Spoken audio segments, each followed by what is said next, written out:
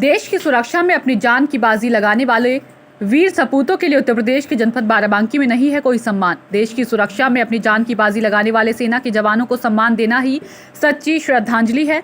देश के प्रधानमंत्री नरेंद्र मोदी भी शहीदों के सम्मान में कोई कोर कसर नहीं छोड़ते, लेकिन वहीं उनकी पार्टी कार्यकर्ताओं ने तो इस बात का मजाक बना रखा है। मामला जनपद के दरियाबाद ब्लॉक के अंतर्गत ग्राम तेलमा का है।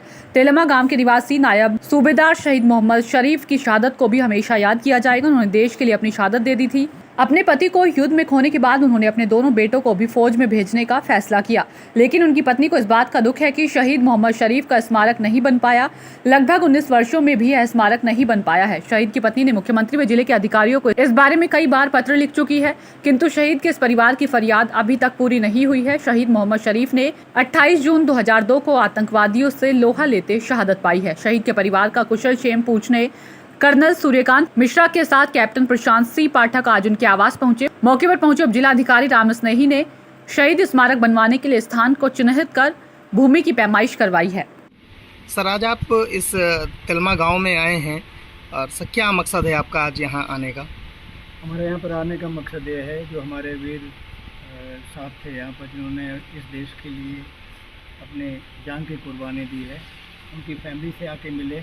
उनको कोई अगर जो यहाँ पर प्रॉब्लम थी, उस प्रॉब्लम का हम लोगों ने समाधान किया। यहाँ पर एसडीएम साहब आए थे, दरोगा साहब आए थे, और इस इलाके में जो हमारे कैप्टन साहब, यहाँ पर कैप्टन प्रशांत साहब आए हुए हैं, वो हमारे दिवंगत जो ऑफिसर थे, उनकी मेम साहब के साथ बातचीत करी और उनकी जितनी भी है प्रॉब्लम, जो भी गांव में आपस में जो प्रॉब्लम होती है वो सुने और उनको अच्छी तरह से सुलझाने की बात कही। जी सर, थैंक यू सर। आज आप पूरे एक शहीद के घर आप पहुंचे हैं जो इस गांव के थे।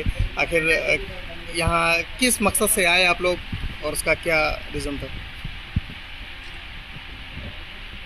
मेरे आने का जो मकसद है वो वही है जो मेरे बाकी देश मतलब जो मेरे भारत सैनिकों का था, कि उनका घर परिवार सुरक्षित रहे और महफूज रहे। आने का जो मकसद था कि उनकी देखभाल, उनको किसी चीज़ की तकलीफ़, किसी चीज़ की अगर हम उनकी मदद कर पाएँ, वो हम उनकी कहीं ना कहीं किसी तरीके से उनकी मदद करें। दूसरा, उसके अलावा जो एक सैनिक की जो जिम्मेदारी है, देश की सुरक्षा और देश के पीछे जो उनके घर वालों की सुरक्षा, जो मुझे सौंपी गई, जिसके लिए मैं काफ़ी इसे अपना भाग्यवान आशीर्वाद समझूंगा भगवान का, जो मैं यहाँ उपस्थित रहा हूँ। धन्यवाद सर। इससे पहले भी यहाँ पर कई प्रॉब्लम्स हुई हैं जो ये शहीद की विधवा हैं, इनके परिवार के साथ में, और ये लोग पुलिस प्रशासन और विभिन्न प्रशासनिक अधिकारियों तक प्रार्थना पत्र भी पहुँचाया। तो आखिर क्या रीज़न है कि देश में जो शहीद हैं, क्या उनके लिए कोई व्यवस्था नहीं है? है व्यवस्था है, और उसकी पूरी हमने जांच पड़ताल की, और उससे उनको इसके लिए प्रशासन खुद यहाँ मौके पर आई और प्रशासन ने उसे माना है कि उनसे भी चूक हुई है। लेकिन अब प्रशासन इसे आगे कार्रवाई पूरी करने की अपनी तरफ से पूरी जोर लगा चुकी है। सर, यहाँ पर एक स्मारक बनने की बात हुई थी शहीद के नाम, शहीद के लिए, तो आज तक नहीं हो पाए, जो कि शहीद तो 2002 में हुए थे और ये 2021 चल रहा है सर। तो उस संदर्भ में कुछ कहेंगे?